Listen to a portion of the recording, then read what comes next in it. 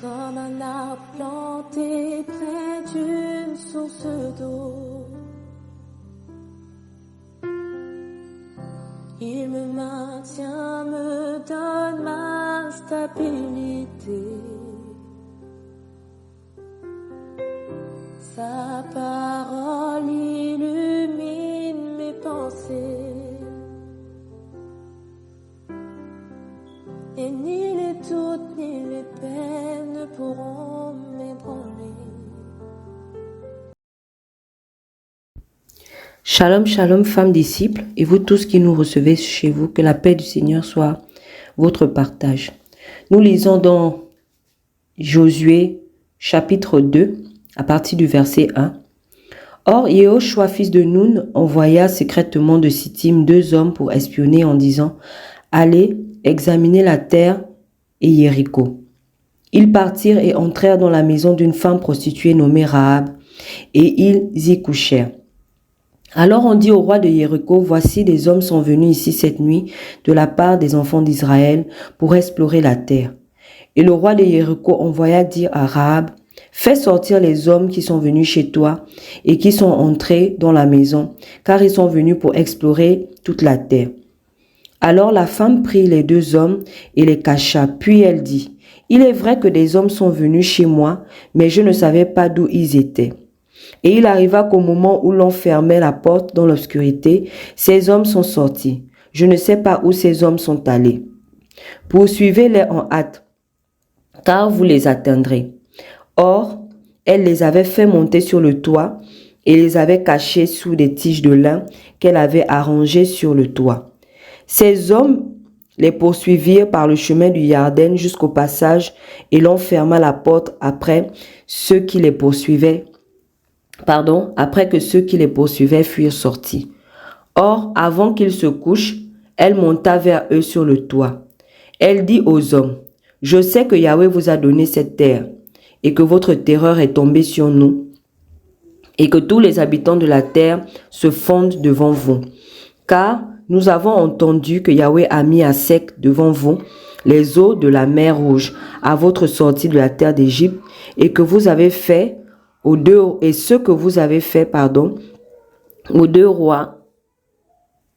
rois des Amoréens qui étaient de l'autre côté du Yarden, à Sion et à Og, et que vous avez détruit complètement en les dévouant par interdit. Nous l'avons entendu, notre cœur s'est fondu, et il ne se lève plus de souffle dans aucun homme devant vous.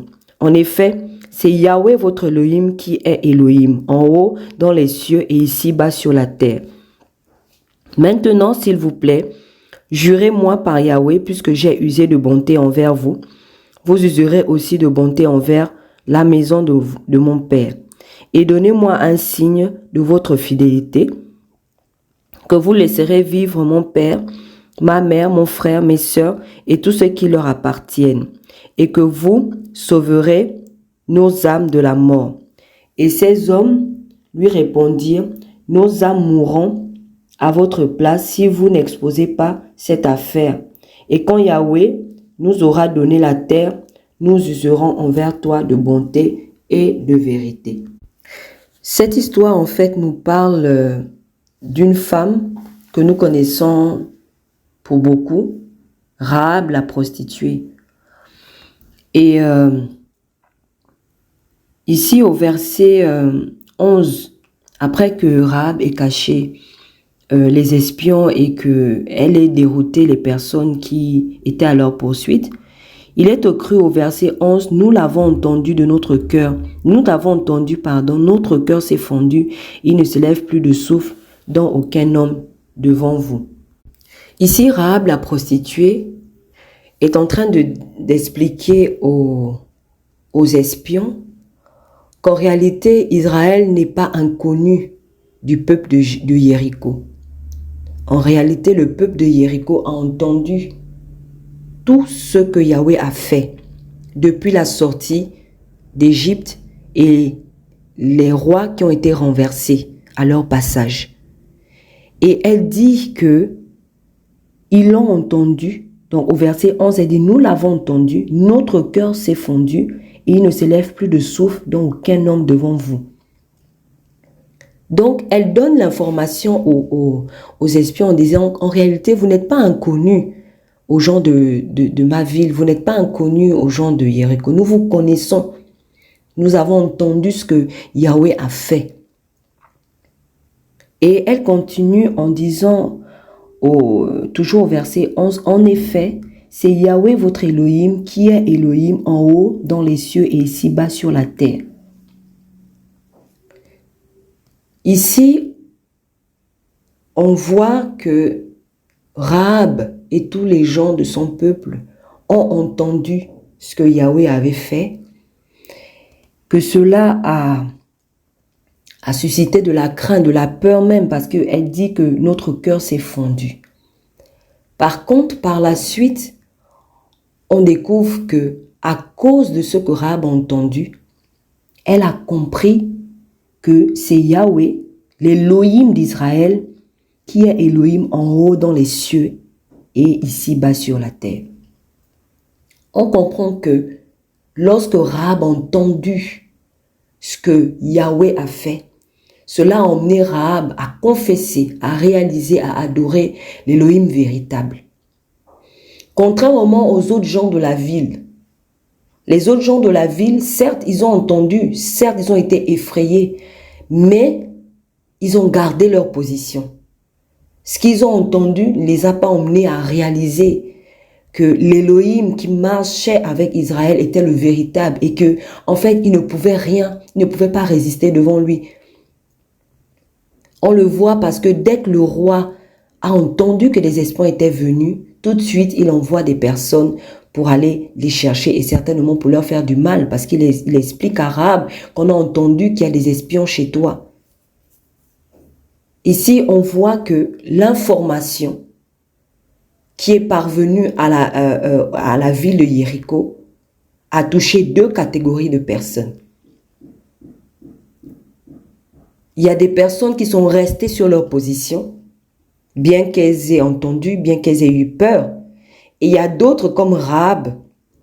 Du moins, ici, on ne nous parle que de Rahab. Je vais parler que de Rahab. Ici, on nous parle de Rahab qui, à cause de ce qu'elle avait entendu, a reconnu la seigneurie d'Elohim, a reconnu que Elohim était le véritable dans les cieux et sur la terre. Et on poursuit au verset 12. Elle dit aux espions, « Maintenant, s'il vous plaît, jurez-moi par Yahweh, puisque j'ai usé de bonté envers vous, vous userez aussi de bonté envers la maison de mon père. Et donnez-moi un signe de votre fidélité, que vous laisserez vivre mon père, ma mère, mes frères, mes sœurs et tout ce qui leur appartiennent, et que vous sauverez nos âmes de la mort. » Et ces hommes lui répondirent, « Nos âmes mourront à votre place si vous n'exposez pas cette affaire. Et quand Yahweh nous aura donné la terre, nous userons envers toi de bonté et de vérité. » Cette parole m'a profondément touchée. Parce que je me suis dit, waouh, voici une femme pourtant prostituée qui a eu de l'intelligence et de la sagesse, plus que les grands de sa ville, plus que le roi même de sa ville. Voilà une femme prostituée qui a entendu quelque chose et qui a compris. Parce qu'il y a vraiment une différence entre entendre et ensuite comprendre. On peut entendre ce que le Seigneur fait. On peut entendre ce que le Seigneur a accompli. Mais est-ce qu'on comprend ce que ça veut dire? Ici, on voit que Rahab, la prostituée, a compris. Rahab a compris. Et c'est parce qu'elle a compris qu'elle avait pris des dispositions. Première disposition, elle a accueilli les espions chez elle. Parce qu'elle a compris, en fait, que l'Élohim de ce peuple était le véritable. Elle a reçu les espions chez elle. Et qu'est-ce qu'elle va faire? Elle va demander leur faveur. Elle va demander le salut pour sa maison.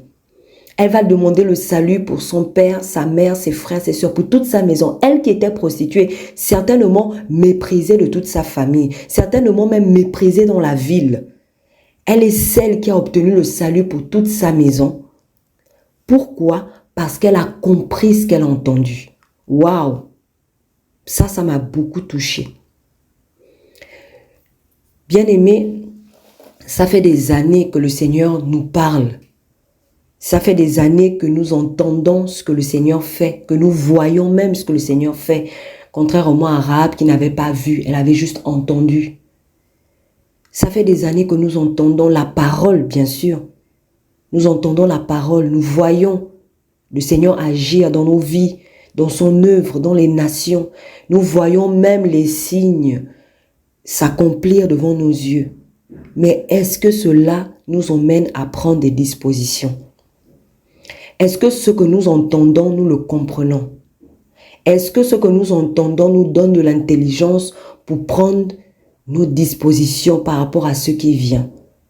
Parce que, en réalité, Rahab avait compris que ce peuple-là, lorsqu'il allait arriver à Jéricho, Jéricho n'allait pas tenir.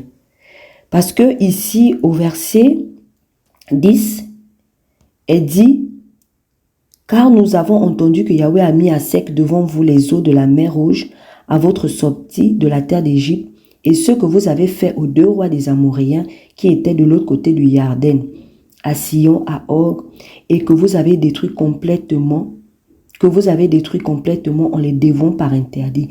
Nous l'avons entendu, notre cœur s'est fondu, et il ne s'élève plus de souffle dans aucun homme devant vous. En fait, elle est en train d'informer même, de donner l'information aux espions en leur disant qu'en réalité, dans la ville, tout le monde est craintif. Tout le monde éprouve de la frayeur vis-à-vis de vous. Notre cœur s'est fondu. Mais elle ne s'est pas arrêtée à juste entendre. Elle ne s'est pas contentée de juste entendre. Mais Rahab s'est dit, si ce peuple-là vient, si le peuple d'Israël doit passer par ici, dans leur conquête, là où ils doivent aller pour prendre possession de la terre que leur Elohim leur a donnée, moi, Rahab, là, je me range. Parce que je réalise que celui qui est avec eux est plus fort que tous les Elohim de la terre. Je ne peux plus me confier dans les Elohim de Jéricho. Je vais me confier dans l'Elohim d'Israël. C'est pourquoi, bien-aimés, je nous pose la question. Et moi-même, la première, qu'avons-nous fait de tout ce qu'on a entendu? Qu'est-ce que cela a procuré en nous? Qu'est-ce que cela a suscité en nous? Depuis des années que le Seigneur nous parle, est-ce que nous avons véritablement pris des dispositions? Est-ce que nous nous sommes véritablement préparés? Parce que Rahab, lorsqu'elle a reçu les espions, elle les a épargnés, elle les a pas livrés aux gens de la ville. Et en plus, elle leur a demandé une faveur. Parce qu'elle avait compris en fait ce qui venait. Elle avait compris ce qui venait.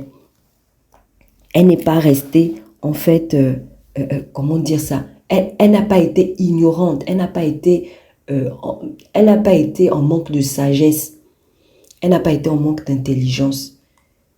Et vraiment, l'histoire de Rahab doit nous enseigner. Lorsque nous entendons des choses, nous ne devons pas nous contenter seulement d'entendre. Mais il faut que cela produise une conviction en nous. Et il faut que cette conviction-là nous emmène à prendre des dispositions. Il faut que cette conviction-là nous emmène à nous préparer. Prendre des dispositions, c'est se préparer. Depuis des années, le Seigneur nous dit qu'il revient. Depuis des années, le Seigneur nous dit que des temps difficiles viennent sur les nations. Depuis des années, le Seigneur nous dit que l'Église, en particulier, va connaître des temps difficiles avant l'enlèvement. Quelles sont les dispositions que nous prenons? Comment nous organisons-nous pour ces temps difficiles qui viennent? Parce que Rahab avait certainement compris qu'il y a des temps difficiles qui venaient pour Jéricho. Jéricho allait rencontrer un peuple plus fort. Et par rapport à ça, elle a demandé le salut pour sa maison. Elle a pris des dispositions. Et on voit qu'ensuite, elle avait même mis un signe.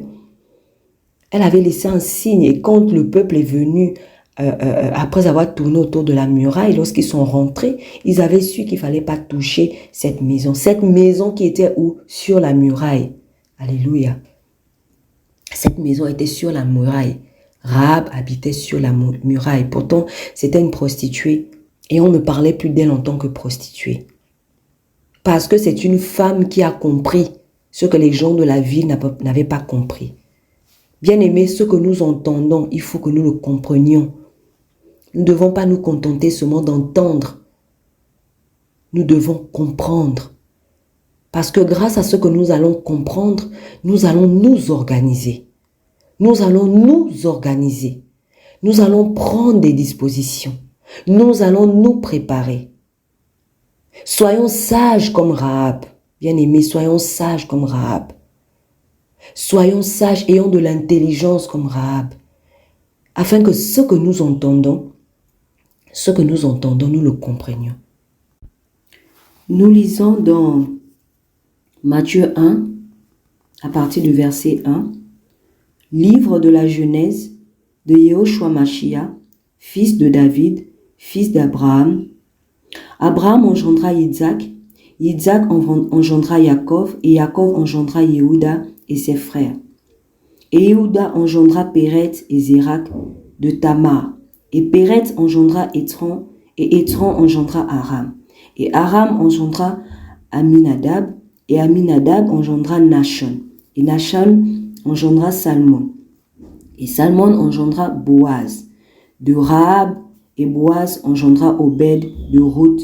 Et Obed engendra Isaïe, et Isaïe engendra le roi David.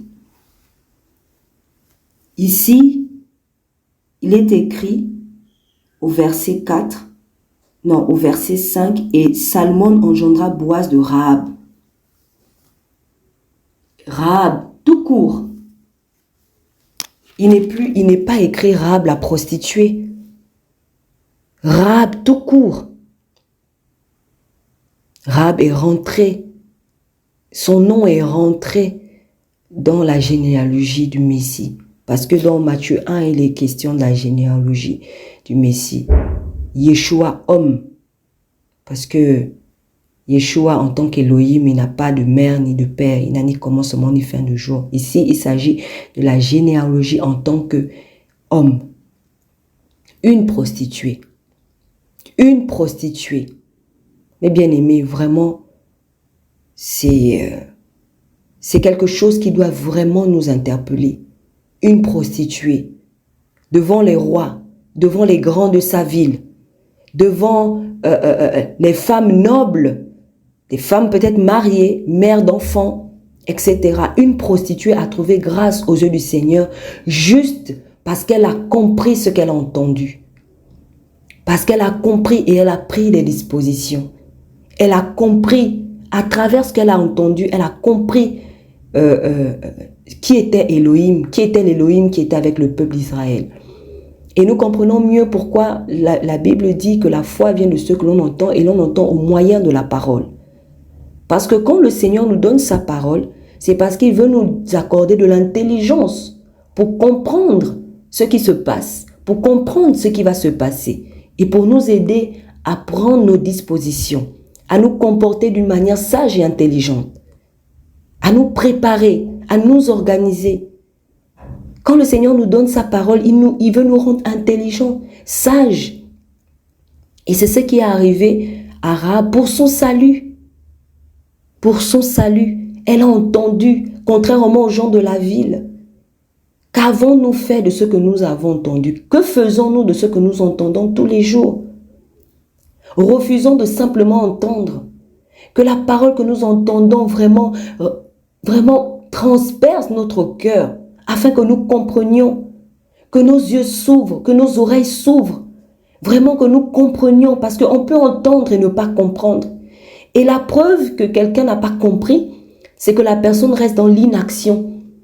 La personne reste la même. La personne reste passive. La personne en fait ne prend pas des dispositions, ne se réveille pas. C'est la preuve que quelqu'un n'a pas compris ce qu'il a entendu. Mais lorsque quelqu'un entend et comprend, automatiquement, on voit de l'action. Automatiquement, on voit des prises de conscience. On voit en fait une personne qui se lève, qui commence à ranger ce qu'il faut ranger, qui commence à faire ce qu'il faut faire. Depuis des années, le Seigneur nous dit que des temps difficiles arrivent et qu'il nous faut maximiser dans l'intimité Il nous faut passer beaucoup de temps avec lui seul et ne pas nous contenter ne pas nous contenter simplement des réunions d'église, d'aller à l'assemblée, d'être régulier dans les programmes. Le Seigneur nous le dit sans cesse. Parce qu'il viendra un temps où tout cela sera difficile et on l'a un peu vécu. On l'a vécu un peu les promesses de ça pendant la période de la Covid-19. C'était pas facile pour des frères et sœurs de se réunir et à cause de cela, beaucoup ont connu des moments difficiles dans leur marche. Beaucoup sont tombés, beaucoup ont trébuché. Mais le Seigneur avait commencé à nous avertir.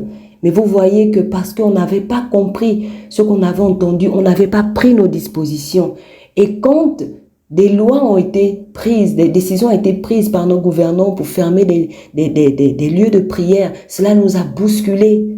Cela nous a bouleversés, alors que cela n'aurait pas dû nous bouleverser. Parce que le Seigneur nous avait déjà parlé au travers de sa parole. Il nous avait déjà prévenus. Il nous avait déjà encouragés à avoir une intimité avec lui. Et donc, on était censé être préparés, avoir pris nos dispositions pour ne pas être surpris. Et le Seigneur, c'est la même chose par rapport à son retour. Il nous dit que ce jour ne vienne pas nous surprendre. Et parce qu'il nous parle, il veut que nous prenions nos dispositions, mes bien-aimés. C'est important de nous poser aujourd'hui la question de savoir, Seigneur, est-ce que je comprends tout ce que tu me dis? Est-ce que je comprends tout ce que j'entends de toi? J'entends des messages, je lis la parole, j'entends des enseignements, je vais à l'assemblée. On me parle de toi, par des témoignages, par des situations. Je vois ce que tu fais dans ma vie, mais est-ce que je comprends ce que tu veux faire par la suite? Est-ce que je comprends où tu veux m'emmener? Est-ce que je comprends ce qui va arriver dans ma vie? Est-ce que je comprends ce à quoi tu veux me préparer? Il est important, bien-aimé, que nous nous posions ces questions. C'est important. C'est très important. Et on va prendre la parole pour finir dans Hébreux, le chapitre 11, à partir du verset 30. Par la foi, les murs de Jéricho tombèrent après qu'on en eut fait le tour pendant 7 jours. Par la foi, Rahab la prostituée ne périt pas avec les rebelles parce qu'elle avait reçu les espions en paix. Rahab la prostituée ne périt pas avec les rebelles. Avec les rebelles. La parole est claire. Ces personnes, quand Rahab parle aux espions, elle leur dit, nous avons entendu. Ces personnes avaient entendu. C'est pas comme si elles n'avaient pas entendu. Ces personnes avaient entendu. Et ici, dans Hébreux 11, on nous dit qu'ils étaient restés rebelles. C'est-à-dire, on entend, mais ça ne nous fait pas grand-chose. Rebelles, pourquoi? Parce qu'on reste sur nos positions. En fait, ce qu'on entend ne suscite pas chez nous une prise de conscience, ne suscite pas chez nous des prises de décision, ne suscite pas chez nous, en fait, qu'on se lève, qu'on change de position, qu'on change d'attitude. On reste les mêmes. Que ça soit par rapport au péché, que ça soit par rapport à certaines habitudes, que ça soit par rapport à certains manquements, la paresse, le manque de méditation de la parole, le manque de temps de prière, le fait de ne pas mettre en pratique la parole, de retomber dans les mêmes péchés, de garder les mêmes traits de caractère, de ne pas laisser le Seigneur nous façonner, voilà, de ne pas, traverser les épreuves comme le Seigneur veut, c'est-à-dire avec une oreille d'écoute. Tout cela, en fait, c'est assimilé à la rébellion.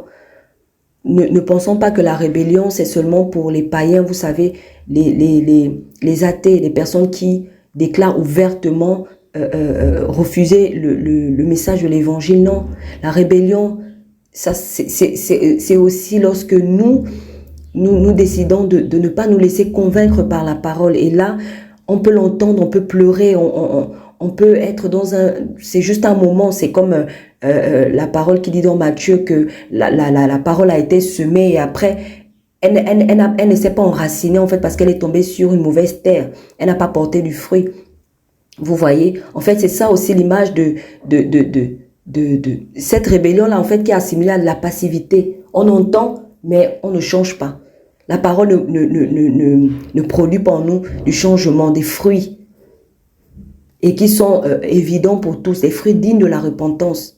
Si le Seigneur nous reprend par rapport à un trait de caractère, lorsque la parole vient et qu'elle nous convainc, on voit du changement par rapport à ce trait de caractère-là. On ne se dit pas, non, moi je suis comme ça, je reste comme ça, je n'y peux rien. C'est mon caractère. Non. On se laisse convaincre par la parole. Et là, on nous dit que ces personnes-là, elles ont eu la grâce d'entendre comme Rahab avait entendu. Mais ce qu'elles ont entendu, ce que ces personnes ont entendu, n'a pas produit d'effet. Elles sont restées rebelles. Mais Rahab, c'est par la foi que Rahab, la prostituée, ne périt pas avec les rebelles parce qu'elle avait reçu les espions en paix. Et si vous repartez lire dans Josué, sa maison tout entière a été épargnée. Et là encore, c'est un autre enseignement que le Seigneur nous donne. Grâce au fait de nous laisser convaincre par la parole, grâce au fait de comprendre ce que le Seigneur veut faire, c'est plusieurs personnes autour de nous, famille, amis, connaissances, collègues au travail, etc., voisins, qui vont être sauvés. Parce que le fait que nous comprenions ce que le Seigneur attend de nous, par nos vies, d'autres vont être interpellés. Nous allons pouvoir prêcher aussi l'évangile par nos vies. Le changement qui va se faire dans nos vies va impacter d'autres personnes. Et bien que nous soyons peut-être méprisés, négligés, comme ce fut peut-être le cas de Rahab, parce que prostituée à cette époque, je crois que c'était quand même quelque chose de très dénigrant pour une femme, mais elle a été source de salut. Rahab a été source de salut pour beaucoup, pour ceux de sa maison. Et les gens de la ville qui sont restés rebelles ont péri. Ils ont péri. Et ici, on nous parle aussi, dans Hébreux 11, de la foi.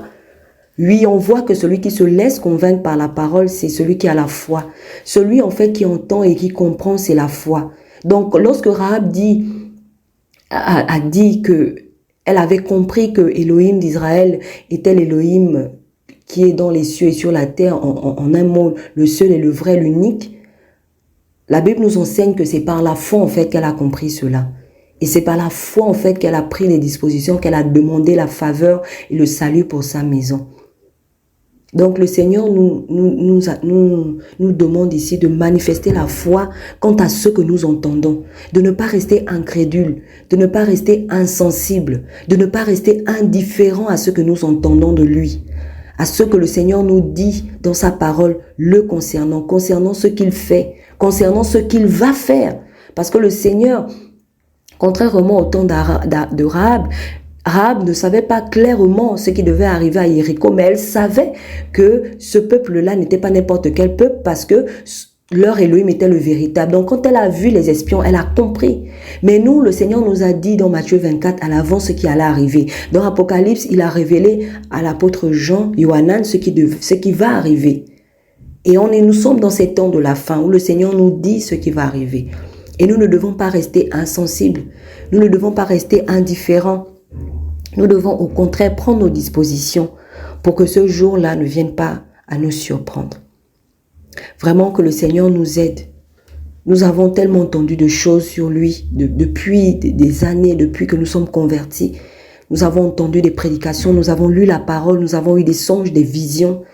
Maintenant, le Seigneur veut que nous comprenions tout ce qu'il nous a donné, tout ce que nous avons entendu, tout ce que nous avons vu. Il veut qu'on le comprenne afin que ce que nous avons compris nous emmène à prendre nos dispositions et à nous préparer, à nous organiser pour notre salut et pour le salut de ceux qui nous entourent. Si nous pouvons terminer ce partage par des temps de prière. Adonai, mon Elohim, Seigneur, je te bénis encore pour ta parole parce qu'elle est vraiment source de salut. Seigneur, je prie pour moi, je prie pour tous ceux qui m'écoutent. Seigneur, aide-nous, Papa. Seigneur, ouvre davantage notre oreille spirituelle. Seigneur, ouvre davantage nos cœurs. Nous ne voulons pas rester insensibles. Nous ne voulons pas rester dans l'ignorance. Nous ne voulons pas rester dans la rébellion sous toutes ses formes par rapport à ce que tu nous dis, par rapport à ce que nous entendons de toi, par rapport à ce que tu nous révèles. Seigneur, que la révélation que nous avons de toi vraiment nous conduise véritablement à un changement. Nous ne voulons pas être des auditeurs oublieux, Seigneur, mais que la parole soit véritablement ce miroir dans lequel nous nous mirons et nous n'oublions pas ce que nous avons vu dans le miroir. Que tout ce que tu nous demandes de régler dans nos vies, que nous puissions le régler. Que tout ce que tu nous demandes de faire, que nous puissions le faire. Seigneur, que tout ce que tu nous demandes d'abandonner, que nous puissions l'abandonner. Seigneur, nous voulons nous laisser convaincre par ta parole.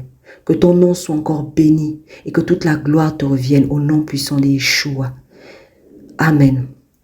Que le Seigneur nous garde tous, bien-aimés, et à très bientôt. Shalom, shalom.